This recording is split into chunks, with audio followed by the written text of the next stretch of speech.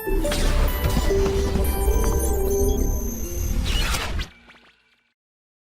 बच्चों, कैसे हैं आप लोग। आज हम लोग अपना दूसरा जो लेक्चर है उसको शुरू करने वाले हैं और दूसरे लेक्चर में हम लोग पढ़ेंगे दर्पण की न्यूनतम लंबाई के बारे में। ठीक है, तो न्यूनतम लंबाई क्या देखने के लिए? खुद को पूरा देखने के लिए, किसी और चीज को पूरा देखने के लिए।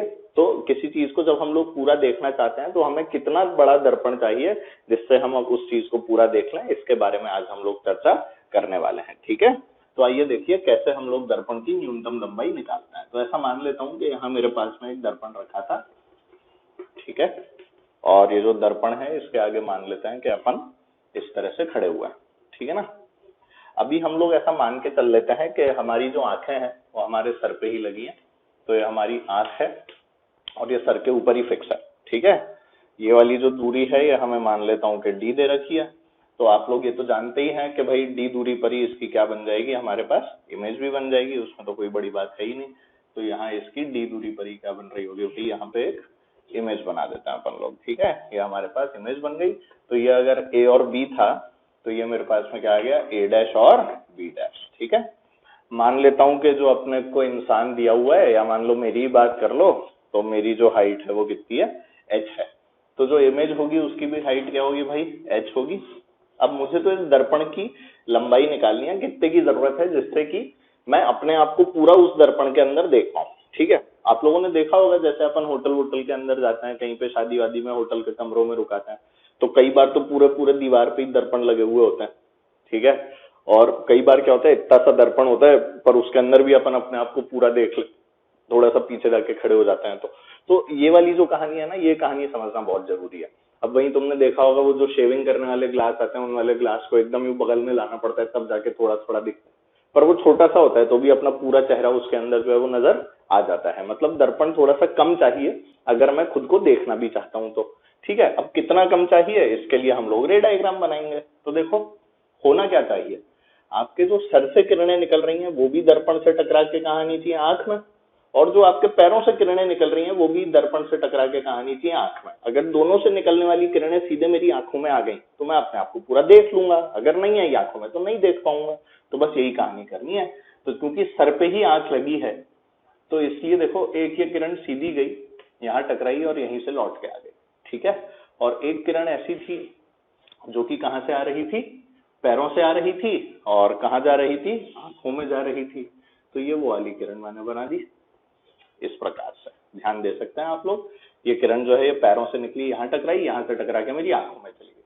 तो असली में अगर मैं देखूं तो इस वाली किरण को, ये जो मैंने निकाल के यहाँ पर टकरा के एंगल आई बराबर एंगल आर कराया, तो इसके नीचे का जो दर्पण है, मान ले यहाँ कोई ऐसे किरण गिराता तो वो आंखों में थोड़ी जाती, वो तो यहाँ जाती।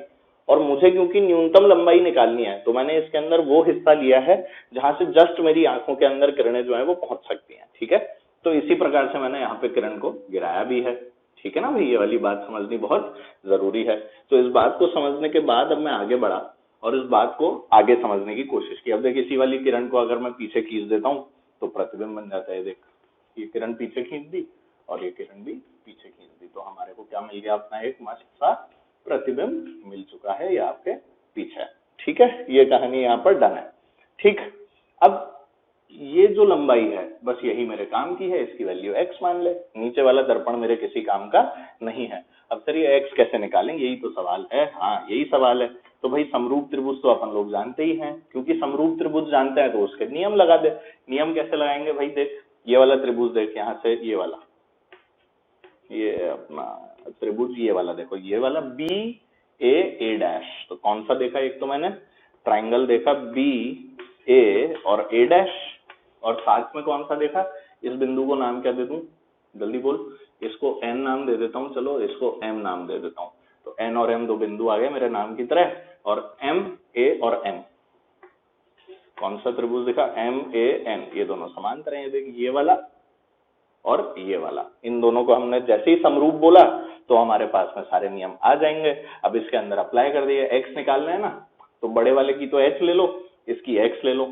ठीक है, तो एच बटा एक्स बराबर क्या आ जाएगा, बोलो भाई। ये तो अपन ने क्या ले लिया, इनके जो परपेंडिकुलर है वो ले लिए।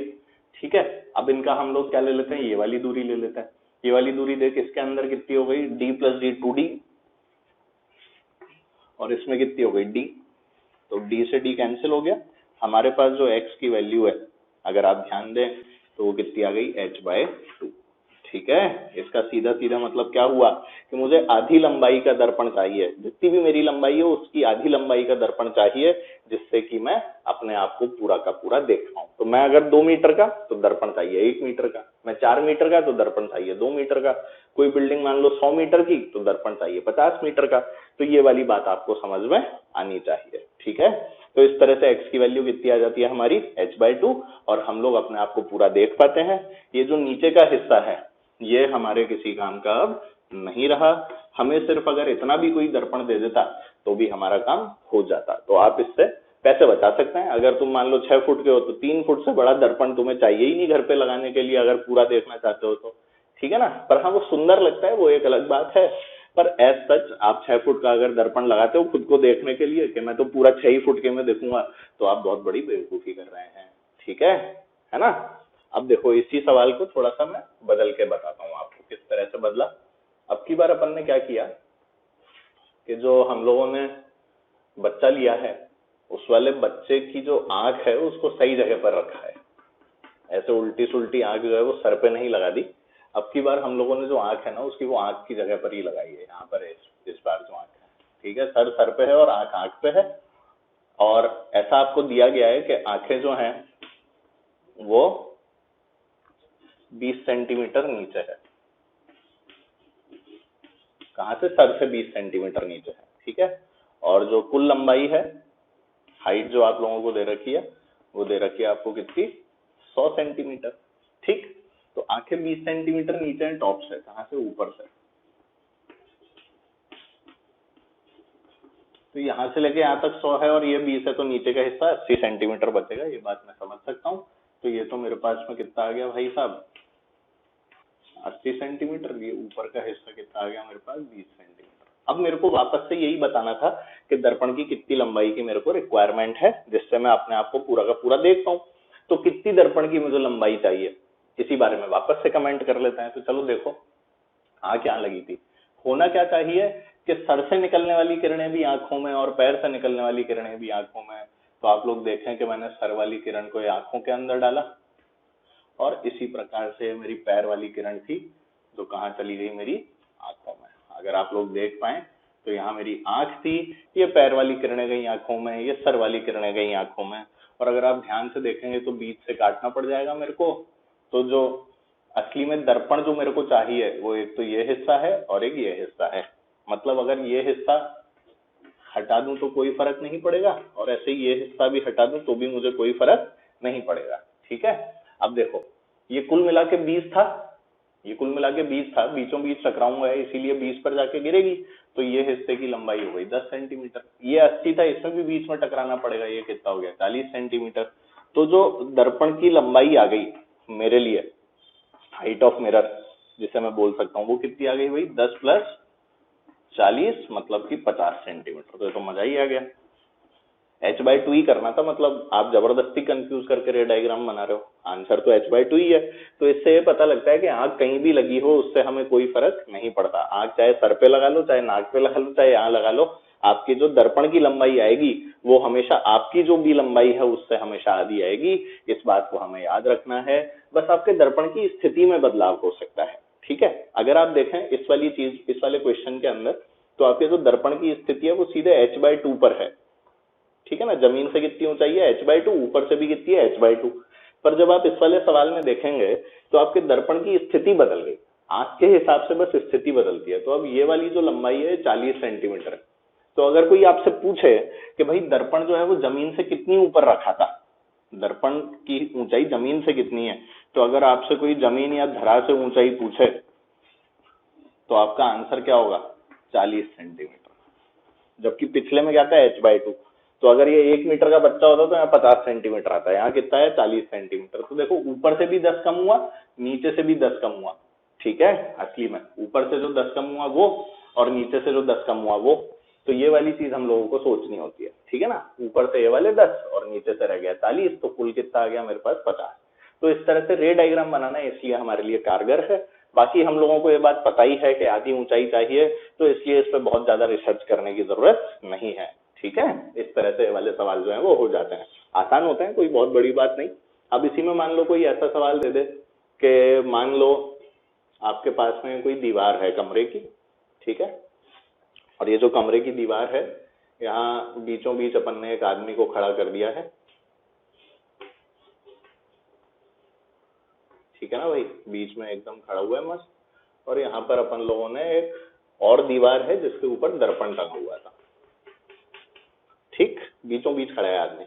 ये वाली दूरी जो है d/2 है, ये दूरी भी d/2 है।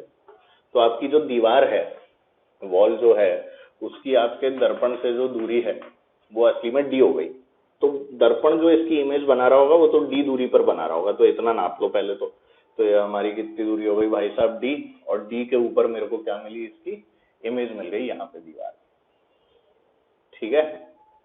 तो ये अगर ए बी नाम की दीवार थी तो इस ए बी नाम की दीवार की इमेज मिल गई मेरे को a डैश b डैश, ठीक है, ये बात समझ में आती है।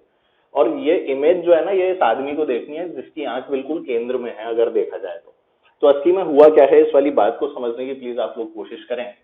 इस दीवार के टॉप से निकलने वाली किरणें भी इसकी आंख में जानी चाहिए, और इस दीवार के सबसे निचले हिस्से से निकलने वाली किरणें भी इसकी आंख में जानी चाहिए। अगर दोनों ही हिस्सों से निकलने वाली किरणें सीधे इसकी आंख में जाएंगी, तभी ये इस वाली दीवार को पूरा का पूरा देख पाएगा, ठीक है। तो चलो रे डायग्राम अब बनाना जरूरी हो गया मेरे लिए।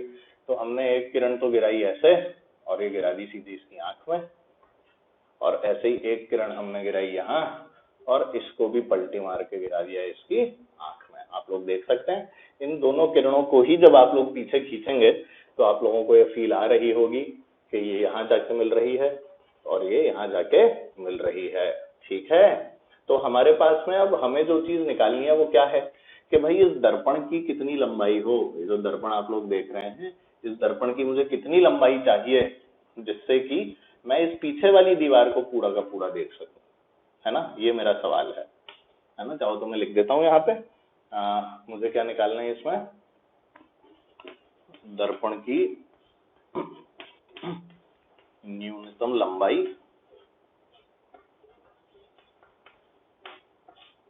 जिससे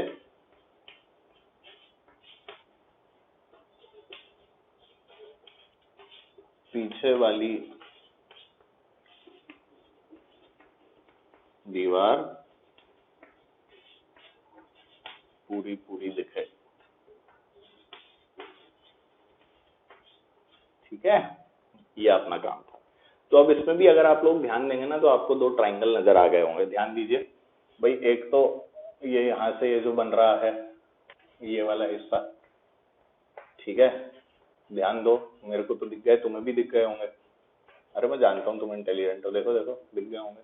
तो देख, एक तो ये बन रहा है ये बड़ा वाला ट्राइंगल, ठीक है, और एक ये छोटा वाला बन रहा है, तो दोनों समरूप हैं, इनका कुछ नामकरण कर दो। इस बिंदु को क्या बोलते हैं, आई है तो चल ई बोल देता हूँ इसको, ठीक है, इसको बोल देता हूँ एन, और इसको क्या बोल देता हूँ एम, ठीक है। चलो तो ट्राइंगल मार्क करते हैं। कौन कौन से त्रिभुज मेरे पास में, मान लेता हूँ दीवार की जो हाइट है वो कितनी दे रखी है मेरे को, एच दे रखी है। तो त्रिभुज कौन कौन से हो गए, ए डैश, बी डैश, और ये क्या हो गया ई, और ये समांतर हो गया किसके, समरूप हो गया किससे, हमारा कौन सा दर्पण हो गया, एन एम ई, तो एन एम ई, ये दोनों समरूप हो गए। अब वही समरूप त्रिभुज, जैसे इसकी ये बटा ये ले लो, यही मेरे को निकालना है, इस दूरी को x मान लिया मैंने, तो कितना आ जाएगा, ये अगर h है तो प्रतिबिंब भी h का ही बनेगा, तो आ गया h बटा x बराबर, अब मैं इसका ये वर्टिकल वाला हिस्सा ले लेता हूँ, ऊर्ध्वाधर लंबाई, तो यहाँ से लेके यहाँ तक कितना है, d प्लस d/2, मतलब कि 3d/2 बटे इसके अंदर कितनी है, d/2, तो d/2 2/d/2 कैंसिल हो गया, तो x की वैल्यू कितनी आ गई मेरे पास, h/3।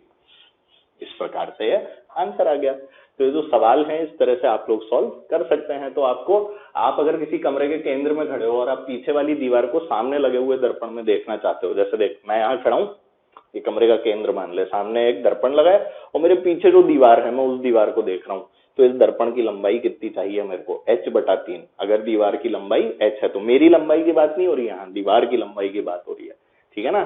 तो मैं इस तरह से जो सवाल है इनको आराम से सॉल्व कर सकता हूँ। आशा करता हूँ आपको ये जो कंसेप्ट है ये समझ में आया होगा, ठीक है। और आगे आप लोग इसको नोट कर लें, अच्छे से देख लें, जिससे हम लोग आगे की अब पढ़ाई कर लें, ठीक है। नोट कर लिया, चलो बहुत अच्छे। तो आगे का कंसेप्ट सीखते हैं। तो देखो बच्चों, आगे जो हम लोग कंसेप्ट पढ़ने वाले हैं उस वाले कंसेप्ट का नाम है आपका विचलन, ठीक है। विचलन को हम लोग डेविएशन भी बोलते हैं, कि हमें किसी पथ पे जाना था और उस वाली पथ से हम विचलित हो गए। विचलित कैसे हो गए? मान लो सीधे जाना है, सीधे की जगह कोई यहाँ घुमा गया, कोई यहाँ घुमा गया, कोई ऊपर ले गया, कोई नीचे ले गया, पर जाना तो सीधा ही था। तो वो बोलते हैं ना, कांटों भरी राह तो होती है सीधी वाली, पर उस पर चलना मुश्किल भी होता है। पर हम क्या करते हैं ना, साइड से शॉर्टकट लेने की कोशिश करते हैं, जो नहीं करने चाहिए। शॉर्टकट हमेशा मुश्किलों में ले आते हैं। तो इसलिए हम लोग विचलन के बारे में ही बात करेंगे, वो जो शॉर्टकट लेने की कोशिश करते हैं। तो ऐसे ही लाइट के साथ होता है। लाइट कहीं जा रही है, मान लो ऐसे जा रही है, सामने कोई दीवार आ गई, बेचारी टकरा गई, तो उसे विचलित होना पड़ा अपने पथ से। तो ये जो पथ से जो विचलन आया ना, इसी को हम लोगों ने नाम क्या दिया? विचलन। तो देखो कैसे इसको निकालते हैं। जैसे मान लेते हैं ये हमारे पास में एक समतल दर्पण है जो हमें दिया हुआ है, और इस वाले दर्पण के ऊपर ये हमारी किरण आ रही है एकदम गजब के वेग के साथ। वेग कितना होता है तुम्हें पता ही है। और इसके साथ एंगल आई बराबर एंगल आर हो गया, ठीक है। मान लेते हैं आई एंगल पे आ रही थी, तो आई एंगल पे ही चली भी जाएगी। ये तो हम लोग बहुत अच्छे से जानते हैं, आई बराबर आर होता है। तो देख, असली में इसमें अब मुझे अगर विचलन निकालना है, तो विचलन निकालने के लिए मैं क्या करूंगा कि मैं तेरे से ये पूछूंगा कि भाई अगर दर्पण नहीं होता तो क्या ये वाली किरण जो है ये यहाँ जाती? हाँ सर, बिल्कुल जाती। तो ये तो जाना तो यहाँ था, पर ये गई यहाँ, मतलब ये अपने पथ से क्या हो गई? विचलित हो गई। और विचलित कितना हो गई? इतना विचलित हो गई। जाना यहाँ था, गई यहाँ। तो हमने विचलन को हमेशा कोणीय परिभाषा के रूप में निकाला। इसको हमने नाम दिया डेल्टा। क्या नाम दिया इसे? डेल्टा। अब एक चीज बता, अगर ये पूरी की पूरी एक सीधी रेखा है, तो ये जो कोण है पूरा ये पाई होगा। तो पाई में से 2i घटा दे, उतना ही तेरा क्या आ गया? विचलन। तो ये जो डेल्टा हम लोग निकालते हैं, इसकी वैल्यू कितनी आ जाती है? पाई माइनस 2i, ठीक है। ध्यान रखो, विचलन जब भी हम लोग लिखेंगे तो इसको दिशा के साथ लिखना पड़ेगा। और क्योंकि दिशा के साथ लिखते हैं, इस कारण से अगर मान लो आप घड़ी के हिसाब से चलें तो ये एंटी क्लॉकवाइज है, और इस तरह से देखोगे तो क्लॉकवाइज है। तो यहाँ जो आपका उत्तर आ गया वो कैसा आ गया? Anti clockwise. किसी केस में हो सकता है आप अपनी किरण को ऐसे घुमा लेते तो एक क्लॉकवाइज आंसर आ जाता। तो वो तो डिपेंड करेगा कि आपने दर्पण को कैसे रखा है, कैसे किरण जो है वो टकरा रही है, और टकराने के बाद में कहां पर जा रही है, ठीक है। तो आसान आसान से सवाल बनते हैं। एग्जाम्पल के तौर पे अगर मान लो मैं आप लोगों को इस तरह से एक दर्पण दे दूं, और ये जो दर्पण दिया है इसके ऊपर इस प्रकार से 30 डिग्री के ऊपर ये वाली किरण गिरा दूं, तो 30 डिग्री पे गिरा के तुमसे मैं क्या पूछ रहा हूँ? विचलन पूछ रहा हूँ। तो विचलन क्या हो जाएगा? Pi minus 2 into 30। और ये हो गया गलत, क्योंकि ध्यान दो ये 30 डिग्री जो दिए हुआ है ना, ये 30 डिग्री तुम्हें एंगल आई नहीं दिया हुआ है। एंगल आई तो तुम्हारा ये है 60 डिग्री, ध्यान दो। तो इसलिए 60 डिग्री देखना सबसे पहले तो जरूरी है। सीधे उठा के 30 देख के आंसर मत निकाल देना, पाई माइनस 2i तो आंसर आ गया, ठीक है। तो इसलिए पहले ध्यान देके एंगल आई निकालो। अब अपन लोग डेल्टा निकाल सकते हैं। तो मैंने क्या सोचा कि हाँ भाई, इस वाली किरण को जाना तो सर यहाँ था, पर ये गई कहाँ? यहाँ। अब ये दिशा कैसी है देख, इस तरह से। तो ऐसे तो घड़ी की दिशा में घूमे, मतलब कि ये क्या थी आपकी? डेल्टा की वैल्यू इस बार क्लॉकवाइज आएगी। और डेल्टा आएगा कितना? जल्दी बोल। पाई माइनस 2 गुणे 60, मतलब कि पाई माइनस ये कितना हो गया? 120। तो ये हो गया कितना? 2 पाई बाय 3। तो आपके पास कितना आ गया? 60 डिग्री, यानी कि पाई बाय 3 रेडियन, ठीक है। साथ में दिशा लिखेंगे कौन सी वाली? क्लॉकवाइज, क्योंकि इस प्रकार से विचलन आया है। यहाँ पे देखा ऐसा आया था तो एंटी क्लॉकवाइज था। तो ये वाली चीज जो है ये मुझे समझ में आनी चाहिए, ठीक है। अब इसमें पता है समस्या कहाँ आती है? समस्या वहां आती है जहाँ पे दो दो दर्पण आ जाते हैं, एक साथ लगे हुए दो दर्पण। तो जैसे मान लो अपने पास में दो दर्पण आ गए, लेटेस्ट से किस तरह से रखे हुए हैं दर्पण। चल एक काम करते हैं, 90 डिग्री पे ले लेते हैं, ठीक है, जिससे अपने को सोचने में ज्यादा दिक्कत ना हो। तो ये दो दर्पण हैं जो 90 डिग्री पर एक दूसरे से हैं और छोर से छोर मिले हुए। एक किरण आ रही है, सबसे पहले यहाँ टकराती है, यहाँ टकराने के बाद यहाँ टकराती है, यहाँ टकराने के बाद ऐसे जो है चली जाती है, ठीक है ना। ये मेरे को स्थिति जो है वो दे रखी है ना। मेरे को तो कुल विचलन निकालना है। क्या निकालना है? कुल विचलन। अच्छा, कुल विचलन का मतलब ये देख, पहले m1 मान लिया इसको, m2 मान लिया इसको। तो पहले m1 पे टकराई, फिर m2 पे भी टकराई। तो क्योंकि दोनों से ही टकरा के जा रही है, इसलिए जो विचलन है वो 2 बार कैलकुलेट करना पड़ेगा दिशा के साथ। दिशा भी देखनी पड़ेगी, ठीक है भाई। अब ये कोण जो है मैंने क्या मान लिया कि चलो थीटा कोण था। कितना कोण था भाई साहब? थीटा। अच्छा बता, ये थीटा होगा तो ये पक्का है ये भी थीटा होगा, और ये अगर थीटा होगा तो ये कितना होगा, 90 माइनस थीटा होगा। ठीक है, अब सोच अगर ये 90 माइनस थीटा होगा तो ये वाला कोण क्या होगा, थीटा। तो ये वाला कोण क्या हो जाएगा, 90 माइनस थीटा हो जाएगा, और ये 90 माइनस थीटा तो ये भी क्या हो जाएगा, 90 माइनस थीटा। तो जो पहले दर्पण के ऊपर आपकी किरण गिरी है वो तो थीटा पे गिरी, दूसरे पे कितने पर गिरी, 90 माइनस थीटा पे। अब विचलन की कैलकुलेशन देख भाई, इस किरण को तो जाना था यहाँ, तो तेरा डेल्टा वन तो हो गया ये। ठीक है, दिशा देख ले इसकी क्लॉकवाइज है, ठीक है ना। और इस किरण को जाना था यहाँ, और ये बहन जी गई यहाँ, तो ये हो गया इसका डेल्टा टू, और इसकी जो दिशा है ये भी कैसी है, क्लॉकवाइज। तो जो मैं डेल्टा नेट लिखने वाला हूँ वो क्या हो गया, delta one plus delta to, और आंसर में हमेशा जो मिलेगा मुझे वो कैसा मिलने वाला है, क्लॉकवाइज मिलने वाला है। तो सबसे पहले डेल्टा वन की वैल्यू लिखवा दो चलो। तो डेल्टा नेट कितना आ गया भाई, डेल्टा वन बोल कितना हो गया ये, 180 माइनस 2 गुणे थीटा, ये तो तेरा डेल्टा वन है। अब डेल्टा टू लिख लेते हैं, तो डेल्टा टू कितना हो गया, प्लस डेल्टा टू इधर से, तो 180 माइनस इसकी वैल्यू क्या आ जाएगी, 2 गुणे, और ये हो गया 90 माइनस थीटा, क्योंकि आई की वैल्यू चेंज हो गई ना, आई यहाँ पे 90 माइनस थीटा है, ठीक है ना भाई। तो ये हमारे पास में बच गया। अब इसको सॉल्व करो तो हमारे पास कितना आ जाता है, 180 माइनस 2 थीटा प्लस 180 माइनस 180 और प्लस 2 थीटा। ठीक है, ध्यान दीजिए आपके पास में जो कट रहा है आप देखेंगे तो 180 माइनस 2 थीटा और प्लस 2 थीटा, तो आपके पास जो आंसर है वो 180 डिग्री आ गया। सीधा सीधा तरीका, हम लोगों ने कुछ भी नहीं किया, डेल्टा वन डेल्टा टू जोड़ा। तो यहाँ पर हम लोग देखते हैं कि यदि दो दर्पण 90 डिग्री पर रखे हुए हैं आपस में, तो जो डेल्टा नेट है वो 180 डिग्री आता है। आप लोग देख सकते हैं इसकी जो दिशा है वो क्या आएगी, क्लॉकवाइज आएगी। अभी इसको मान लो इधर की जगह इधर लगा देते तो आंसर एंटी क्लॉकवाइज के अंदर आ जाता, उसमें कोई बड़ी बात नहीं है, पर जैसा दिया हुआ है उसके हिसाब से आंसर जो है वो क्या होगा, क्लॉकवाइज होगा।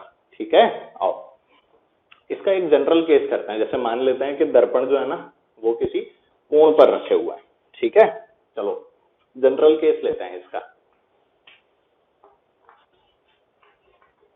जनरल केस में मैंने क्या ले लिया, दर्पण को किसी कोण के ऊपर ले लिया। पहले ये देख लो, ये समझ में आ गया ना यार तुमको, डेल्टा वन डेल्टा टू दोनों ही कैसे थे, क्लॉकवाइज थे। मैं यहाँ लिख देता हूँ, ये भी क्लॉकवाइज है ये भी क्लॉकवाइज है, इसलिए दोनों जोड़ दिए गए। ठीक है ना, दोनों क्लॉकवाइज नहीं होते तो अपन जोड़ नहीं पाते है ना। ठीक है, एक बार देख लो, चेक कर लो, नोट कर लो, अपने हिसाब से आंसर निकाल लो। ठीक है, तो जनरल केस के बारे में हम लोग बात करते हैं। जैसे ये मान लो हमारे पास दर्पण है और एक दर्पण ये है। जनरल केस में मैंने किसी भी कोण थीटा पर ले लिया, ये कोण जो है ये थीटा था, ठीक है ना। इसके ऊपर मान लेता हूं कि इस तरह से किरण आई यहाँ टकराई, और यहाँ टकरा के फिर ये ऐसे चली गई। एंगल आई बराबर एंगल आर हो गया इसके साथ, एक बार यहाँ पे हो गया और एक बार यहाँ पे हो गया भाई। ठीक है ना भाई, ये कहानी चलने वाली है। तो मान लेता हूं कि चलो किसी अल्फा कोण पे गिरी थी, और ये कोण भी जाहिर सी बात है अल्फा हो जाएगा। और इस दर्पण के ऊपर अगर ये M1 था और ये क्या था बच्चों, M2, तो M2 के ऊपर ऐसा मान लेते हैं चलो किसी बीटा कोण पे गिरी थी, तो ये कोण भी क्या हो जाएगा मेरे पास में, बीटा। ठीक है ना, समझ के चलते हैं, कोई ऐसी जल्दबाजी वाली तो बात है नहीं, जिससे कि आप लोगों को डायग्राम जो है वो साफ साफ समझ में आए। ठीक है, अब देख सबसे पहले डेल्टा वन की वैल्यू, तो डेल्टा वन जो है वो इस वाली किरण के हिसाब से आएगा, देखो। ठीक है, तो ये तुम्हारा क्या हो गया, डेल्टा वन, दिशा क्या है इसकी, क्लॉकवाइज। तो सबसे पहले डेल्टा वन की वैल्यू लिख लेते हैं। तो डेल्टा वन मेरे पास में कितना आ गया भाई, 180 माइनस 2 अल्फा। ठीक है, दिशा जो है वो साफ साफ दिख रही है, किधर है, क्लॉकवाइज। अब डेल्टा टू के लिए मेरे को ये वाली किरण लेनी पड़ेगी, तो ये हमारे पास में हो गया डेल्टा टू, और ये भी कैसा है, क्लॉकवाइज ही है। तो डेल्टा टू हो गया 180 माइनस 2 इंटू बीटा, क्योंकि आपतन कोण जो है वो मैंने बीटा मान लिया है। ठीक है, तो ये डेल्टा वन और डेल्टा टू की वैल्यू इस प्रकार से मैंने लिख ली। तो नेट डेल्टा कितना हो गया, जल्दी से बताओ, delta one plus delta two. तो निकालते हैं चलो, delta one plus delta two is equal to, ये कितना हुआ भाई, 180 minus 2 alpha plus 180 minus 2 beta. तो ये कितना हो गया भाई साहब, 360 minus 2 into alpha plus beta. ये हमारे पास में निकल के आ गया delta one plus delta two. ठीक है, पर अभी भी कुछ मजेदार आंसर नहीं आया। अल्फा बीटा में भी कोई रिलेशन मिल जाए तो मजा आ जाए, जिससे मेरे को ये जो थीटा कोण है ना इसकी टर्म्स में आंसर मिल जाए, तो चलो वो करने की कोशिश करते हैं। तो देखो वो करने की कोशिश में मैंने है ना कोण ढूंढे, अगर ध्यान देंगे तो ये अगर अल्फा है तो ये कोण भी 90 माइनस अल्फा होगा, और ये कोण भी कितना होगा 90 माइनस अल्फा, ठीक है। तो इन दोनों कोणों को मार्क कर लिया, ये मैंने लिख दिया, यहाँ लिख दिया, चलो 90 माइनस अल्फा, ये भी 90 माइनस अल्फा, और ये कोण थीटा है, ये 90 माइनस अल्फा है, ये बीटा है, तो ये वाला कोण कितना आ जाएगा अपने पास 90 माइनस बीटा, ठीक है। ये भी 90 माइनस बीटा होगा क्योंकि नॉर्मल के साथ बीटा एंगल बन रहा था। तो अगर आप देखेंगे तो ये कोण भी 90 माइनस अल्फा, ये भी 90 माइनस अल्फा है, 90 माइनस बीटा है, 90 माइनस बीटा। तो आप इस वाले ट्राइंगल को देखो, ये जो अंदर है इसका नामकरण कर देता हूँ, कुछ क्या रखूं बोलो, इसका नाम रख देता हूँ n, इसका नाम रख देता हूँ m, और इसका नाम क्या रख दूं LMN, तो L, ठीक है। तो इस ट्राइंगल को देख NML, इस वाले ट्राइंगल को जब आप देखेंगे तो इस ट्राइंगल के अंदर आपको ये वाला कोण प्लस ये वाला कोण प्लस ये वाला कोण, इन तीनों का योग जो है वो 180 डिग्री होना चाहिए, ये मैं त्रिभुज के नियम से जानता हूँ। तो चलो इनके योग को 180 डिग्री कर देते हैं। तो सबसे पहले ये वाला कोण ले ले, ये कितना था 90 माइनस अल्फा, प्लस ये वाला कोण कितना है भाई साहब थीटा, ये वाला है ना, और ये वाला कितना है प्लस 90 माइनस बीटा, और ये किसके बराबर होगा 180 के बराबर, ठीक है भाई। तो देख 90 90 180, और इधर भी लिखा था 180, तो ये तो कट ही गए। तो देखिए अल्फा प्लस बीटा की वैल्यू जो है वो थीटा के बराबर है, यहाँ से ये मेरे पास में आ गया, अल्फा प्लस बीटा कितना आ गया थीटा, और ऊपर से मेरे पास आया था 360 minus 2 into alpha plus beta. तो अगर इसको मैं समीकरण नंबर 1 मानूं और इसको मैं समीकरण नंबर 2 मानूं, तो साफ साफ पता लग रहा है कि अगर 2 को 1 के अंदर पुट कर देता हूं तो मेरे पास में जो डेल्टा नेट की जो वैल्यू है वो क्या आ जाती है, देखो 360 minus 2 into alpha plus beta, और अल्फा प्लस बीटा कितना है थीटा, तो 360 माइनस 2 थीटा, ठीक है। तो इस प्रकार से मैं एक जनरल आंसर निकाल सकता हूं जो किसी भी समय पर वैलिड है, किसी भी थीटा के लिए वैलिड है। तो आप लोग देख सकते हैं 360 माइनस 2 थीटा आ गया। अब देख जैसे 90 डिग्री था तो 90 डिग्री के अंदर 360 माइनस 2 थीटा 2 गुणे 90 कर दे, 2 90 जा 180, आंसर 180 तो था, ये देखिए आ गया 180 डिग्री, ठीक है। तो ये हमारे को सीधे एक जनरल फॉर्मूला मिल गया। आप चाहो तो नीचे ऊपर वाले पे गिरा के नीचे वाले से उसको परावर्तित करा के निकाल लो तो भी आंसर यही आएगा। तो देखो आंसर नहीं बदलता, पर आपको ये तरीका जो है ये पता होना चाहिए। तो ये इसका एक जनरल रिजल्ट है जो अगर हम लोगों को पता हो तो हमारे जीवन में बहुत फायदा हो जाता है, और आशा करता हूँ कि आप लोग इस चीज को याद रख पाएंगे, ठीक है ना। तो आगे की कहानी अपन और पढ़ते हैं, ठीक है भाई।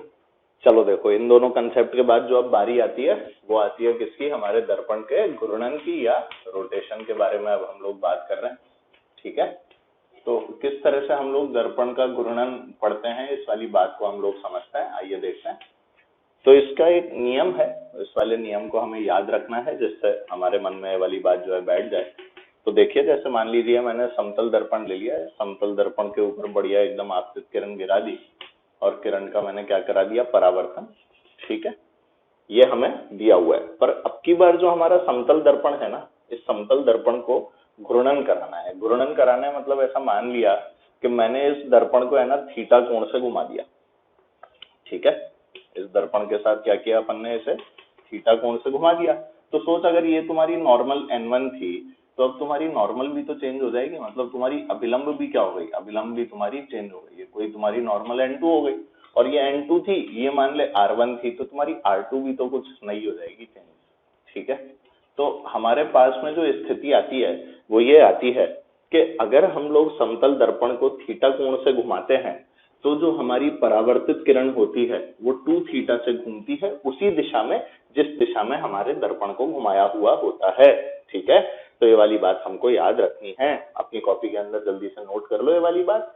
क्या यदि हम दर्पण को थीटा कोण से घुमाते हैं तो जो परावर्तित किरण होती है वो समान दिशा में 2 थीटा से घूम जाती है। लिख लीजिए इसको, सभी लोग लिख लो।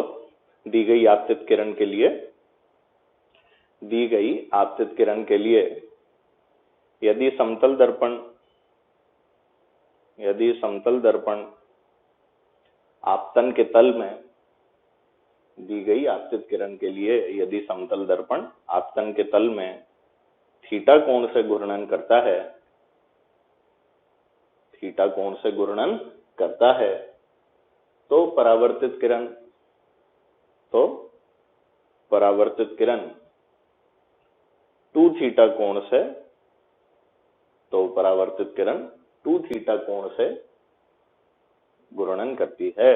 ठीक है, तो ये वाला जो तरीका है ये मुझे पता होना चाहिए, ये मेरे को याद होना चाहिए, और दिशा जो है वो समान होती है, ये बात मुझे हमेशा याद रहे। तो ध्यान रखना कि थीटा घुमाओ किसको, दर्पण को, तो 2 थीटा कौन घूमती है, रिफ्लेक्टेड, और जो दिशा है वो हमेशा क्या रहती है, समान। ठीक है, तो यहाँ पर मैंने क्या लिख दिया है, समान दिशा में। ठीक है ना भाई, तो ये स्थिति यहाँ पर हो रही होती है। ठीक है, अब देखो इसके ऊपर क्वेश्चन कैसा आया, ध्यान देना भाई। जब मैंने क्वेश्चन के बारे में बात की, तो चलो एक काम करते हैं, एक क्वेश्चन लेते हैं जिसमें हम लोग दर्पण ले लेते हैं और दर्पण के ऊपर एक किरण गिरा लेते हैं। ठीक है, नॉर्मल है और ये आपकी मान लो 30 डिग्री के ऊपर गिर रही थी ये किरण। ठीक है, अब देखो अगर ये वाली किरण जो है ये 30 डिग्री के ऊपर गिरेगी तो क्या कहानी होगी, ध्यान देते हैं इस चीज पर। ठीक है ना, किस तरह से ध्यान देते हैं, ध्यान दो कि भाई मुझे इस क्वेश्चन के अंदर ये करना था कि आपकी जो परावर्तित किरण है उसे ऊर्ध्वाधर करना था। तो सवाल में क्या करना है कि परावर्तित किरण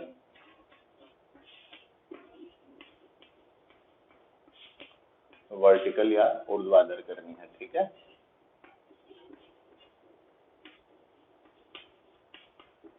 इसके लिए दर्पण कितना घुमाओ,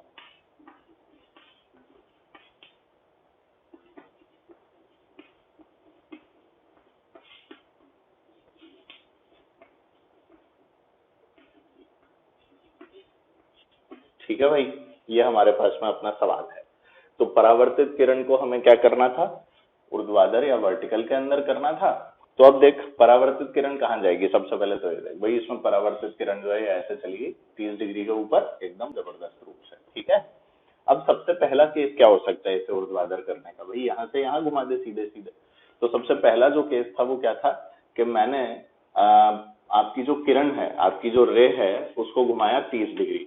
अच्छा, रे अगर 30 डिग्री घूमी तो दर्पण कितना घूमा होगा, 15 डिग्री, क्योंकि रे जो है वो दुगना घूमती है, और 15 डिग्री भी कैसे, किरण को एंटी क्लॉकवाइज घुमाना है, तो दर्पण को भी कैसे घुमाया होगा, 15 डिग्री एंटी क्लॉकवाइज। ठीक है, तो ये पहला केस हो गया। अब यही मेरा आंसर है नहीं, क्योंकि और भी तरीके हैं इस वाली किरण को लंबवत करने के। अब देखो दूसरा केस, दूसरा केस क्या है, इस वाली किरण को देखिए नीचे भी तो लंबवत है, तो इस वाली किरण को पकड़ के यहाँ लंबवत कर दो।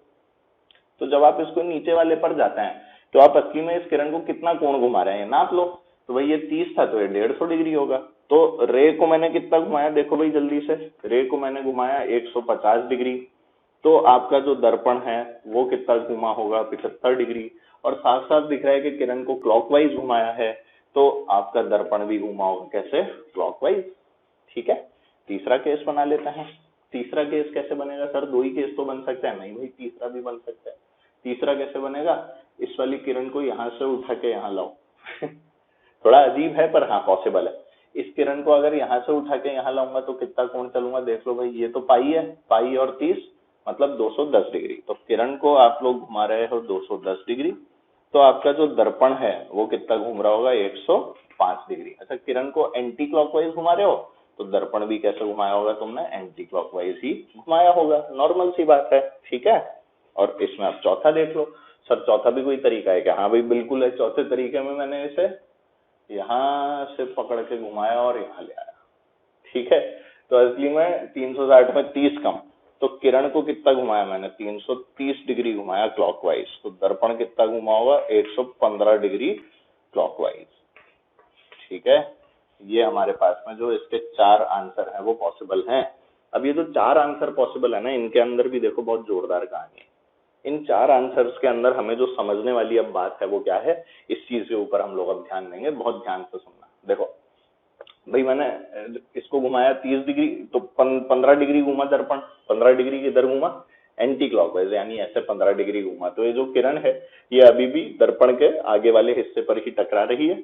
तो पहला जो है वो मेरा आंसर होगा, कोई दिक्कत वाली बात नहीं है। ठीक है, अगला केस देख, ये घूमी 150, दर्पण घूमा 75 क्लॉकवाइज। दर्पण 75 जब क्लॉकवाइज घूमा ना तो देखो दिक्कत हुई, क्या दिक्कत हुई देखो, दर्पण को 75 क्लॉकवाइज घुमाना है तो दर्पण को इधर घुमाना है 75 डिग्री। तो देख दर्पण को घुमाया घुमाया घुमाया घुमाया घुमाया तो ये 60 डिग्री पे इस लाइन पे आ गया, पर जो आपकी आपतित किरण है ना उसी की लाइन पे आ गया जब 60 डिग्री घूम गया यहाँ से, ऐसे 60 डिग्री, ठीक है, ये 60 डिग्री बचा ना इसलिए, तो ये यहाँ से लेके यहाँ तक घूमने के अंदर ही 60 डिग्री हो गया। तो अगर यार ये 60 डिग्री हो गया और 60 के बाद तूने 15 और घुमाया, तो 15 और घुमाएगा तो ऐसा हो जाएगा 75 डिग्री में। तो ये जो आपतित किरण है तेरी ये तो दर्पण के पिछवाड़े पर गिरने लगेगी, और दर्पण के अगर पीछे वाले हिस्से पर गिर रही है इसका मतलब क्या है कि आपकी जो आपतित किरण है वो दर्पण के पीछे गिरी, मतलब उसका परावर्तन होगा ही नहीं, तो खत्म हो गया। पीछे दर्पण थोड़ी है, दर्पण तो आगे है, पीछे तो पेंट है। तो ये वाला जो केस है ये हमारे लिए पॉसिबल नहीं होगा, ठीक है। चलो तीसरा केस देखते हैं। दर्पण घुमाया 105 degree anti clockwise. 105 degree anti clockwise का मतलब कैसे घुमा रहे हैं हम लोग, ऐसे घुमा रहे हैं 105 एंटी क्लॉकवाइज, मतलब यूं। तो ध्यान दो भाई, सबसे पहले तो 90 डिग्री घुमा तो सीधा हो गया, 15 डिग्री और बिल्कुल घूम सकता है, कोई दिक्कत नहीं है, क्योंकि मेरे पास में 30 डिग्री का और है स्कोप। तो 90 घुमाया तो सीधा खड़ा हो गया, 15 डिग्री और घुमा ले आराम से, 105 है ना, तो 15 और घुमा ले, तेरे पास तो 30 डिग्री का स्कोप है, 120 तक जा सकता है और 105 ही जाना है। तो ये वाला आंसर जो है ये पॉसिबल है। इसी तरह से अगला देख ले, मिरर को 115 क्लॉकवाइज, तो ये तो 60 में ही हो गया था, 75 में भी हो गया, तो 115 में तो और घूम जाएगा, बिल्कुल ही पीछे आ जाएगा, तो ये भी हमारे लिए आंसर नहीं है। तो असली में एक आंसर तो कौन सा है, 15 डिग्री एंटी क्लॉकवाइज, और दूसरा आंसर कौन सा है, 105 डिग्री एंटी क्लॉकवाइज। तो इस प्रकार से जो इस क्वेश्चन के दो आंसर हैं वो क्या क्या है, 15 डिग्री एंटी क्लॉकवाइज और 105 डिग्री एंटी क्लॉकवाइज, और कोई यहाँ पर आपका आंसर नहीं है, ठीक है। तो इस तरह से ये वाला क्वेश्चन करना है, सोच समझ के घुमाना है, ऐसे मतलब हवा हवाई के अंदर किसी भी चीज को घुमाना नहीं है। सोच लो, देख लो और समझ लो, उसके बाद कॉपी के अंदर इसको मस्त एकदम नोट कर लो, ठीक है। तो इस तरह से करना है ऐसे सवाल, ठीक है ना भाई। अब देखो इसी में एक वैरायटी और कैसी होती है बताते हैं आपको, ये नोट कर लो पहले, समझ में आ गया होगा, है ना। देख लो कर लो, नोट कर लो, समझ भी लो अपने हिसाब से, वही कैसे समझना है, क्या करना है, ये समझना बहुत जरूरी है इस चीज को।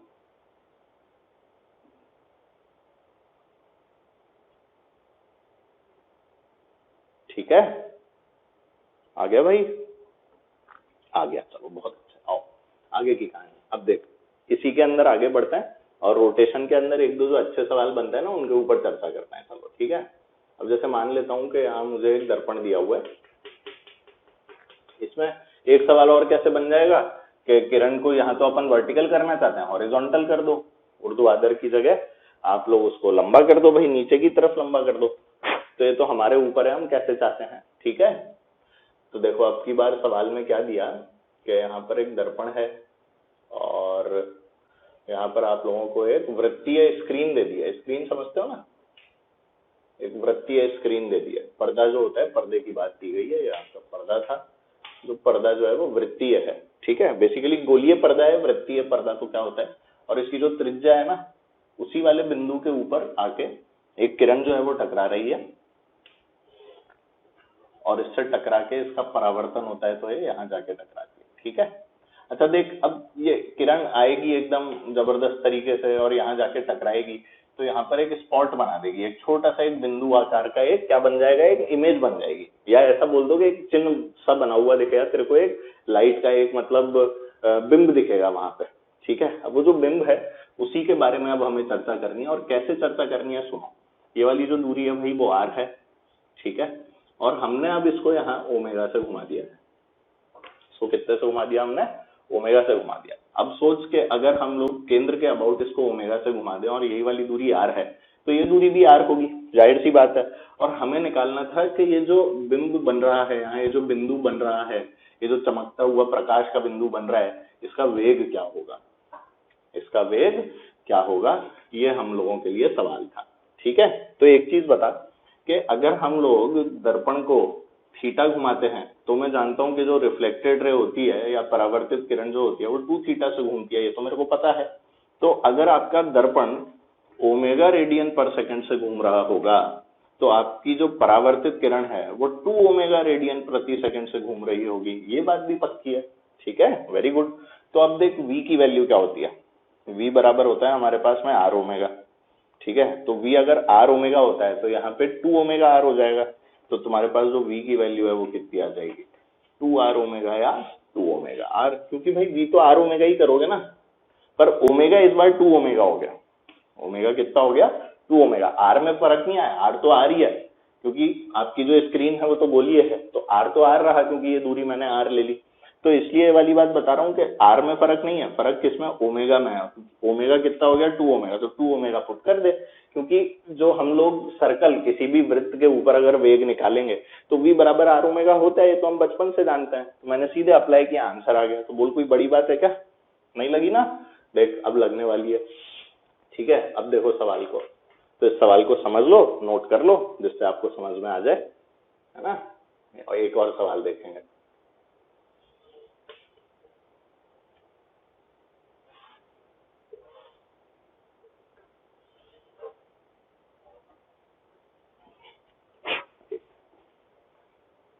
तुम लोग नोट करो। ओहो सफेद हो गया, कोई बात नहीं। करो, चलो इस वाले को करो, दूसरा सवाल भी देखते हैं।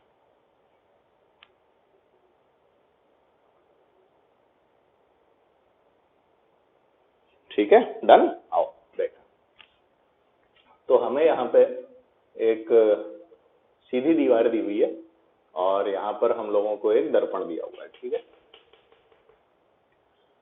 दर्पण के जिस बिंदु पर आपकी किरण टकरा रही है उस बिंदु से लेकर दीवार तक की दूरी आपको डी दी हुई है। अब की बार दीवार जो है देखो वो ऐसे चक्रीय गोलीय या ऐसा कुछ भी नहीं है, इस बार सीधी दीवार है ना भाई। ये आपकी किरण आई, किरण यहाँ से इसका एंगल आई बराबर एंगल आर हुआ। ठीक है, और जो ये वाला कोण है ये आपको थीटा दिया हुआ है। ठीक है ना, ये वाली दूरी डी दे दी।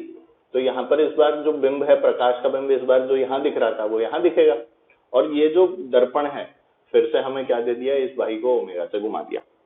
फिर से क्या दे दिया सवाल में, इस दर्पण को ओमेगा से घुमा दिया। तो इस वाले बिंदु का जो वेग है वो हम लोगों को निकालना है कि जो बिंदु है भाई ये कितनी स्पीड से नीचे की तरफ जा रहा होगा। ठीक है, ये हम लोगों को बताना था। ठीक, चलो तो सवाल किया जाए। हाँ सर किया जाए, तैयार हो ना। हाँ मेरे को पता है तुम्हें कोई दिक्कत तो नहीं है।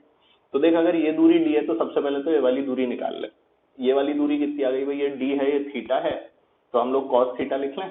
कॉस थीटा कितना हो जाता है भाई, कॉस थीटा होता है हमारे पास, इस वाली दूरी को एक काम करते हैं, इसको अपन लोग वाई मान लेते हैं। ठीक है ना। तो इसको अगर मैं लिखना चाहूँ डी की टर्म्स में सबसे पहले तो इसको अपन ने क्या मान लिया, इसको एच बोल दिया। एच हाइपोटेन्यूज वाला एच, या चल अभी तो एक्स बोल देता हूँ। तो कॉस थीटा की वैल्यू हो जाएगी एक्स बटा डी। तो यहाँ से तुम्हारे एक्स की वैल्यू कितनी आ जाएगी, एक्स बटा डी होगी ना, नहीं डी बटा एक्स, सॉरी क्या बोल रहा हूँ, डी बटा एक्स, उल्टा बोल दिया। तो हो गया डी बटा एक्स, वही पंडित बद्री प्रसाद हर हर बोले। तो एक्स की वैल्यू जो है वो कितनी आ गई तुम्हारे पास, डी सेक थीटा। ये तुम्हारे पास एक्स की वैल्यू है, तो एक्स को मैं यहाँ लिख देता हूँ कितना, डी सेक थीटा, ये हमारे को आ गया। ठीक है, अब देखो एक्स की वैल्यू डी सेक थीटा आने से मेरे को ये जो कहानी है जो पिछले क्वेश्चन में भी पता थी कि ये थीटा घुमा तो ये 2 थीटा घुमा, ओमेगा से घुमा तो 2 ओमेगा से घूमी।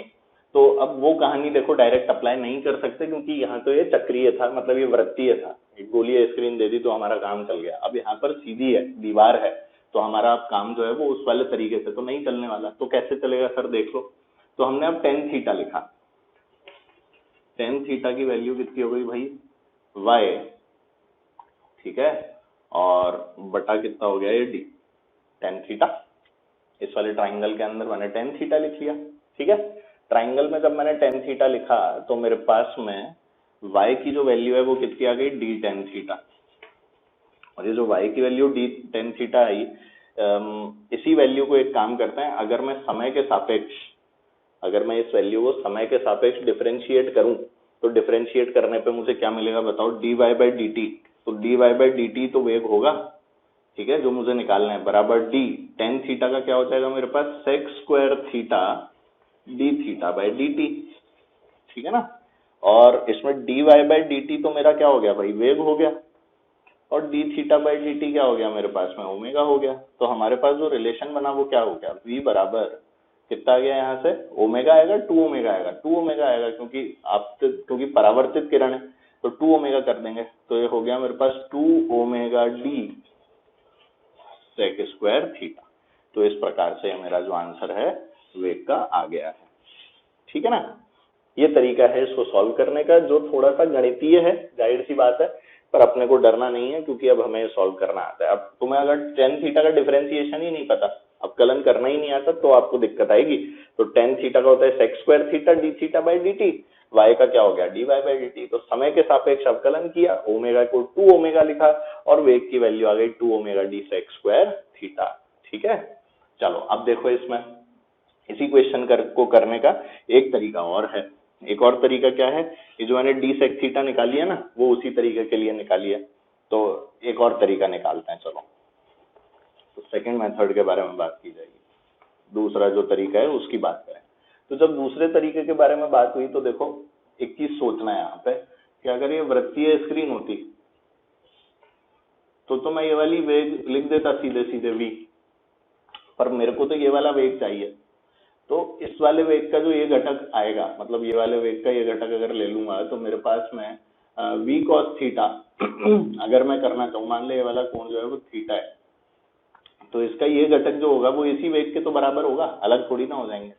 तो जो v cos थीटा है वो इस वेग के बराबर कर देता हूँ, ठीक है। अच्छा ये वाला वेग कितना आएगा, इसको v डैश बोल देता हूँ। ये वेग जो है ये तो इस v sec थीटा के हिसाब से आएगा क्योंकि v बराबर जो हम लोग r ओमेगा लिखते थे, उसमें r जो है वो लंबवत दूरी होती थी बिंदु से लेके दूसरे वाले बिंदु तक की, ठीक है। तो ये लंबवत दूरी ले लेता हूँ। तो बोल v बराबर क्या लिख सकता हूँ, v डैश लिखता हूँ सबसे पहले। v डैश कितना आ गया मेरे पास में, जल्दी बोलो भाई, v डैश की वैल्यू कितनी आ गई यहाँ से, r की तो वैल्यू आ गई मेरे पास d sec थीटा और ओमेगा कितना हो गया 2 ओमेगा। तो v डैश आ गया 2 ओमेगा d sec थीटा, ठीक है। और ये v डैश जो है, ये जो v डैश है, इसको अगर मैं v cos थीटा कर दूं इधर तो ये दोनों बराबर होंगे। तो v cos थीटा की जो वैल्यू है वो किसके बराबर है, d sec theta into 2 omega, क्योंकि ओमेगा तो देख 2 ओमेगा ही लेंगे। तो यहां से भी देखो v की जो वैल्यू है वो कितनी आती है, 2 omega d sec theta upon cos theta, जिसका सीधा सीधा मतलब क्या है, 2 omega d sec square theta. तो देखो आंसर के अंदर कोई बदलाव नहीं आया है, आंसर वही आया है 2 omega d sec square theta. बस इसके अंदर मुझे इतना दिमाग लगाना था कि इस v का जो ये घटक है यानी v cos थीटा जो है वो v डैश के बराबर ही रहेगा। अगर मैं इतना सा दिमाग इसके अंदर लगा पाऊं तो बहुत अच्छी बात है, नहीं भी लगाऊं तो ऐसी कोई दिक्कत नहीं है, ये गणितीय तरीका है, आप चाहो तो इससे कर लो, ठीक है। तो जैसी आपकी इच्छा हो वैसे सॉल्व कर लो। तो इससे हमने जो रोटेशन वाला जो पार्ट यानी दर्पण को जो घूर्णन करने वाला जो भाग है उस वाले भाग को सॉल्व कर लिया है। इससे कठिन सवाल जो है इस हिस्से से आने की किसी प्रकार की कोई प्रायिकता नहीं है, कोई प्रोबेबिलिटी नहीं होती, ये बात अपने को ध्यान रखनी है, ठीक है। चलो और पढ़ते हैं। चलो बच्चों, तो अब जो नया टॉपिक अपन लोग इसमें देखेंगे वो देखेंगे अपन लोग दर्पणों से जो हमारी इमेज का फॉर्मेशन यानी जो प्रतिबिंब बनती है वो किस प्रकार से बनती है, ठीक है। तो आइए इस बारे में बात करते हैं हम लोग, है ना, हेडिंग डाल लेते हैं।